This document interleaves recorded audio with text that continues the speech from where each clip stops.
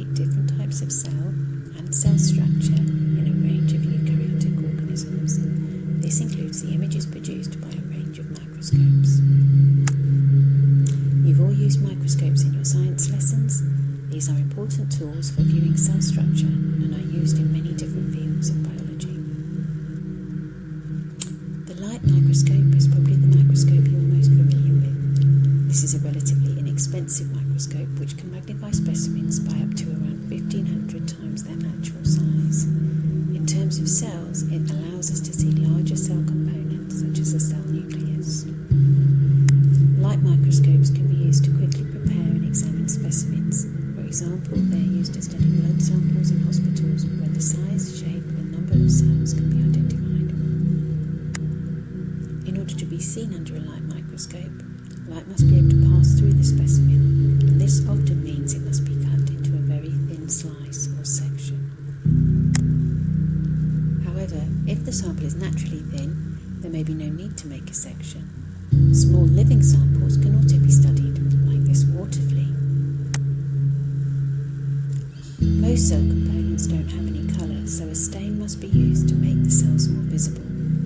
This has the added advantage that specific cellular components can be identified using different stains. Stains are coloured dyes which are attracted to charged materials in cells. Negatively charged stains are attracted to positively charged molecules in cells, and positively charged stains are attracted to negatively charged molecules in cells. Two common differential stains where more than one stain is used to gain more information are gram staining and H&E staining. Gram staining can be used to identify the type of cell wall a bacteria has. This is important in identifying the bacteria and which antibiotics will be useful against it. H&E staining is often used for animal tissue samples. The two stains are called hematoxylin and eosin. Hematoxylin stains the nucleus of cells purple, and eosin stains the proteins in the cell pink. This might sound like quite a lot of preparation, but it's relatively straightforward compared to the preparation of specimens for an electron microscope.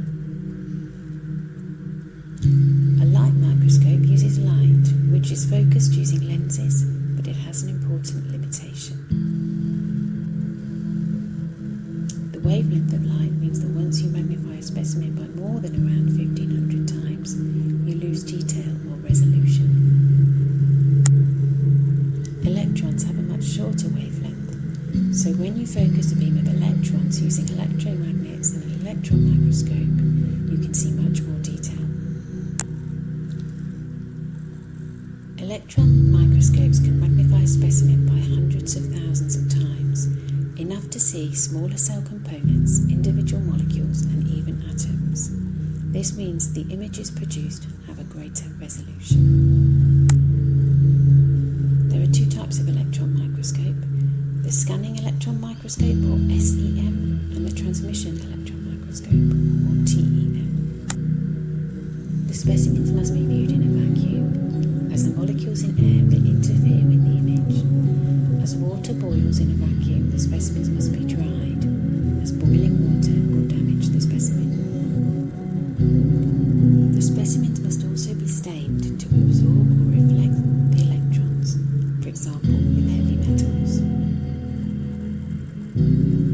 For the scanning electron microscope, SEM, the outside of the specimen is coated in metal.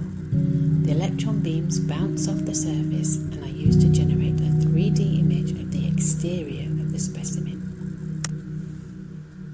The TEM, transmission electron microscope, works more like a light microscope. A thin section of the specimen is stained and a 2D image of the interior of the specimen is produced as electrons are either absorbed or pass through. With both the SEM and the TEM, no colour will be observed, as electrons don't feature in the visible spectrum of light. Sometimes false colour is added to the images produced by electron microscopes. In preparing specimens for each type of microscope, it is possible that the preparation preparation, staining, drying, cutting a thin section, etc., can actually distort or damage the specimen. So what you see isn't actually a true reflection of the cells or tissues you're examining. This is known as artifact. Air bubbles on a light microscope slide are a common example. These three types of microscope generate different images, and it's a key skill to identify the type of microscope used when you're given an image. Your first clue is the degree of detail or resolution. A light microscope can show you whole cells, but only larger cell components such as the nucleus or vacuoles. If you can see more detail than this, it's likely the image was produced by an electron microscope. If it is the TEM,